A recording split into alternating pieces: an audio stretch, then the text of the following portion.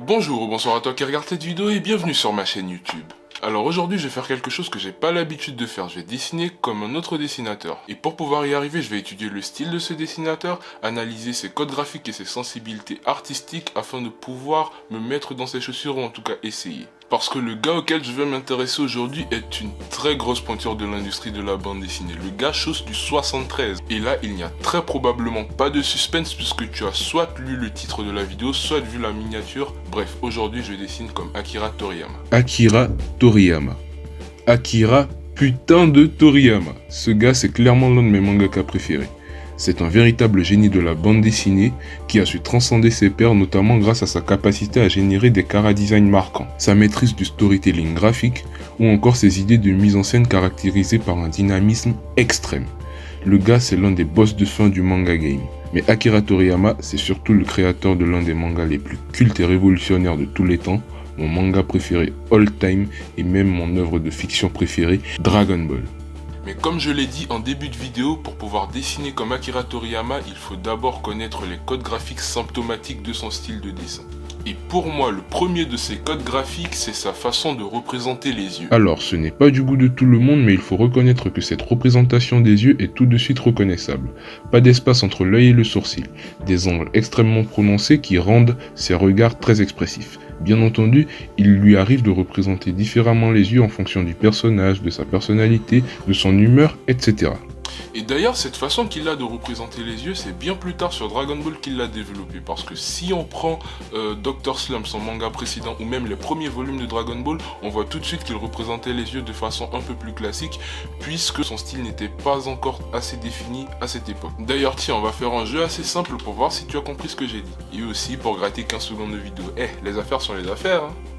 Je vais te montrer différentes paires d'yeux et toi tu me dis si c'est du Akira Toriyama ou pas. Allez go. Tiens, ça par exemple. Est-ce que c'est du Akira Toriyama? Bonne réponse, c'est du Akira Toriyama. Et ça? Encore bonne réponse, c'est du Akira Toriyama. Et là, est-ce que c'est du Akira Toriyama? Bon, là, c'est pas du Akira Toriyama parce que ça vient de l'anime. Mais si tu as dit oui, c'est que tu as compris l'idée. T'es pas si con que ça, en fait. On rigole, oh. Calme-toi, détends-toi, pète un coup, allez. En dehors des yeux, l'un des autres codes graphiques de Akira Toriyama qui me vient tout de suite à l'esprit quand je pense à son style en tout cas, c'est sa façon de gérer l'espace sur l'agencement du visage. Concrètement, là, ce que j'essaie de te dire, c'est que comme tu peux le voir sur ces images, Toriyama a tendance à faire des visages relativement serrés puisqu'il laisse très peu d'espace entre les yeux, le nez et la bouche de ses personnages. Cet aspect d'étroitesse du visage est encore plus accentué lorsque l'on se base uniquement sur l'espace minuscule qu'il laisse entre la bouche et le nez de ses personnages. Mais Akira Toriyama, c'est aussi un dessin qui a beaucoup évolué au fil du temps, notamment entre le début de son manga de jeunesse, Dr. Slump, dont je parlais précédemment, et la fin de son chef-d'œuvre Dragon Ball. En passant bien sûr par Dragon Quest et tout ce qu'il a pu faire à côté. Alors qu'il avait un style plutôt rond au début de sa carrière, il est peu à peu passé à un style beaucoup plus anguleux afin de pouvoir exprimer encore mieux la puissance physique des personnages de Dragon Ball. Les muscles sont définis par des lignes continues, ce qui est rarement le cas pour la plupart des dessinateurs. Je pourrais continuer à parler des spécificités du trait de Akira Toriyama, mais pour que la vidéo ne fasse pas plus d'une heure, je vais m'arrêter là. Cependant, avant de passer à ma table à dessin, il faut que je choisisse un personnage à dessiner. Bah oui, c'est la base. C'est la base, écoute, c'est la base, c'est pas ma faute, c'est pas moi qui fais les règles, ok? Donc après avoir réfléchi quelques secondes, il y a un personnage qui m'est tout de suite venu à l'esprit. Un personnage qui, je pense, peut coller parfaitement au style de Toriyama Sensei. Ce personnage est un personnage de jeu vidéo, et même l'une de mes licences de jeux vidéo préférées, Kratos des jeux God of War. Alors je vais le dessiner sans sa grosse beubare parce que moi je l'ai connu avant la PS4. OG ou pas OG? Le Kratos de mon enfance, ou plutôt mon adolescence d'ailleurs, c'est celui avec la barbichette dégueulasse, le fantôme de Sparte. Bien, j'ai assez fait de blabla comme ça, le décor est posé, donc on passe tout de suite à la table à dessin. Mais oui.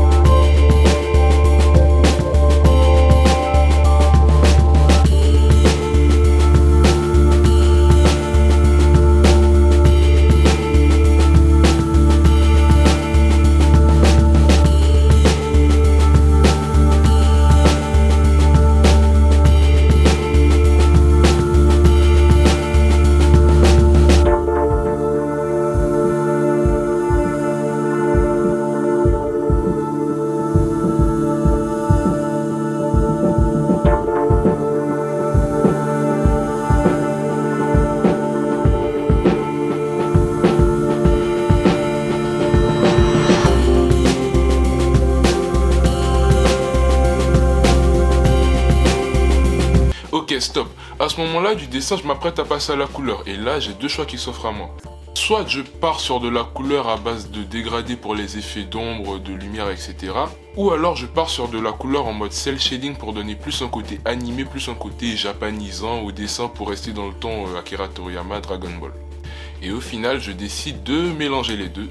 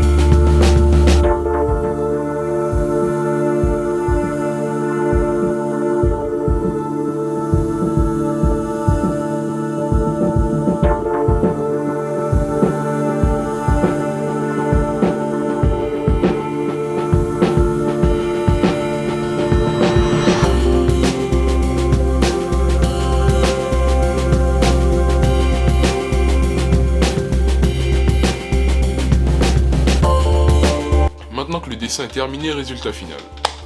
Comme d'habitude, dis-moi ce que tu penses de ce dessin en commentaire. Moi personnellement, je ne suis pas déçu du résultat, mais je n'ai pas la prétention de dessiner aussi bien que Toriyama ou de l'imiter aussi bien qu'un tas de dessinateurs le font. Et de toute façon, ce n'est pas mon objectif. J'ai mon style et je l'aime beaucoup.